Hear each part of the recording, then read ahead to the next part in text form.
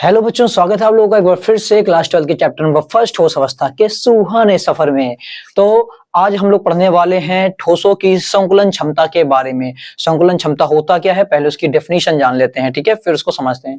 देखिए, परिभाषा हमारे सामने यहाँ पर लिखी हुई है कि किसी ठोस में कणों के द्वारा ग्रहण किए गए स्थान की प्रतिशत मात्रा को ही क्या बोलते हैं, उस ठोस की संकुलन क्षमता कहते हैं। ठीक है, हमें संकुलन क्षमता तीन चीजों पे निकालनी है, एससी, बीसीसी और एफसीसी पे। ठीक है, तो पहले हम लोग इस परिभाषा का मतलब समझते हैं। जस्ट आप एक मान लीजिए आपके पास एक बॉक्स है।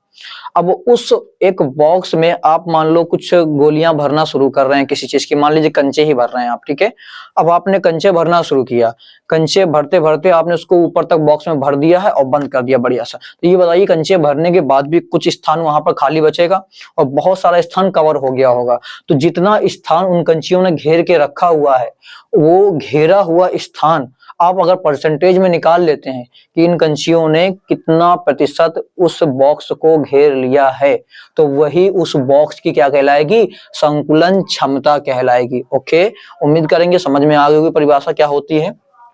अच्छा, निकालने के लिए हमें करना क्या है, हम लोग तो फिलहाल पढ़ रहे हैं सॉलिड स्टेट। तो सॉलिड स्टेट में अगर हम लोग को संकुलन क्षमता निकालनी है तो हमें तीन चीजों की निकालनी पड़ेगी। किसकी?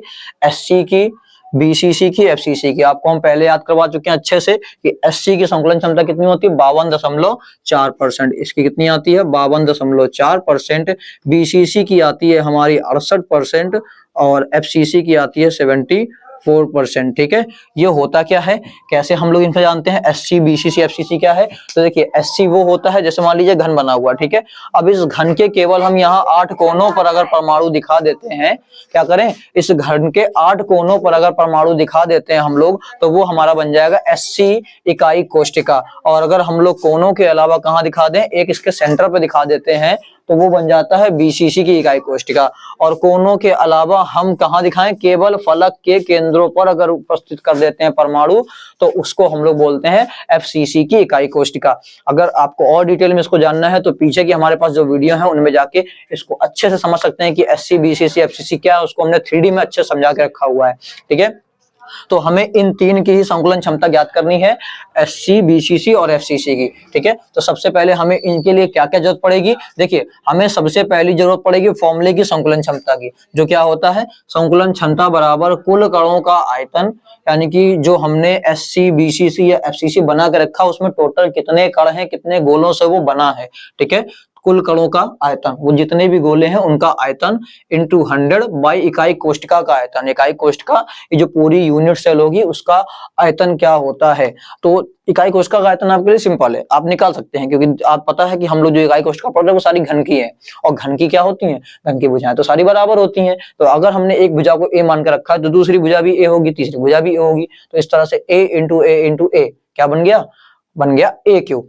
ठीक है, तो घन का आयतन हमारा होगा ए क्यूब, और जो इकाई कोष्टिका हमारी होती है वो एक घन ही होती है, अतः इकाई कोष्टिका का आयतन क्या होगा हमारा, ए क्यूब। तो देखिए, हमने ये तो निकाल लिया कि इकाई कोष्टिका का आयतन ए क्यूब, बढ़िया। कुल कणों का आयतन भी हम लोग कैसे निकालेंगे, पहले कुल कण पता कर लें, फिर उसका आयतन निकाल लेंगे। आयतन पता है ना, कण को हम क्या मान के रखे हैं, कण को हमने गोला मानना है, तो गोले का आयतन होता है 4/3 पाई आर क्यूब। ठीक है, तो आप ध्यान रखिएगा, संकुलन क्षमता को निकालने के लिए आपको इकाई कोष्टिका का आयतन ए क्यूब याद रखना है, गोले का आयतन 4/3 पाई आर क्यूब याद रखना है। ये तीनों में अप्लाई होगा, एससी, बीसीसी और एफसीसी तीनों पर अप्लाई होगा। ठीक है, इसके अलावा अब हम बात करते हैं कि अगर हमें और एक्स्ट्रा क्या चीजें चाहिए, तो एससी की जब आप निकाल रहे होगे तो आपको पता हो कि एससी में जेड कितना होता है, मतलब कितने गोलों से ये बना है, तो ये बनता है एक गोले से एससी वाला। ठीक है, इसके अलावा आपको एससी के लिए त्रिज्या भी पता होनी चाहिए कि a/2 होती है। ठीक, अब ये दो चीजें याद करके आएंगे एससी के लिए, और साथ में ये तो तीनों के लिए याद करना है, इनसे मिलाकर हमारा क्या होगा, इसका हम लोग संकुलन क्षमता 52.4% निकाल लेंगे। इसी प्रकार बीसीसी के लिए आपको जड़ याद रखना है, 2 होता है, आर जो है a√3/4 होता है। ठीक है, और ये भी इस्तेमाल होगा। कितनी निकल गया है इसमें, 68%। और एफसीसी में हमारा कितना होता है, हमारी एफसीसी के लिए जेड की वैल्यू होती है 4, मतलब 4 गोलों से बना होता है, और इसके लिए आर की वैल्यू होती है a√2/4, और इसमें संकुलन क्षमता कितनी निकल के आएगी, 74%। तो हम लोग एक एक करके सब कुछ देखते जाएंगे, और इनसे पहले की वीडियो में हमने बहुत ही अच्छे से डिटेल में आपको समझा कर रखा है कि एससी, बीसीसी और एफसीसी में जेड जो है वो 1, 2 और 4 कैसे आता है। 3D में भी वीडियो है इसकी, आप पीछे जाकर जरूर देखिए। ठीक है, और ये त्रिज्या जो है है इससे पहले की जस्ट वीडियो में हमने एक या दो पहली वीडियो में हमने इन सब की एससीसी, बीसीसी, एफसीसी तीनों की त्रिज्याओं को निकालना भी सिखाया है। ठीक है, तो अगर आप चैप्टर में बीच में हैं तो हो सकता है कि कुछ बहुत चीजें आपके ऊपर से निकलने लगे, इसलिए स्टार्टिंग से प्लेलिस्ट से स्टेप बाय स्टेप एक एक लेक्चर कवर कीजिए।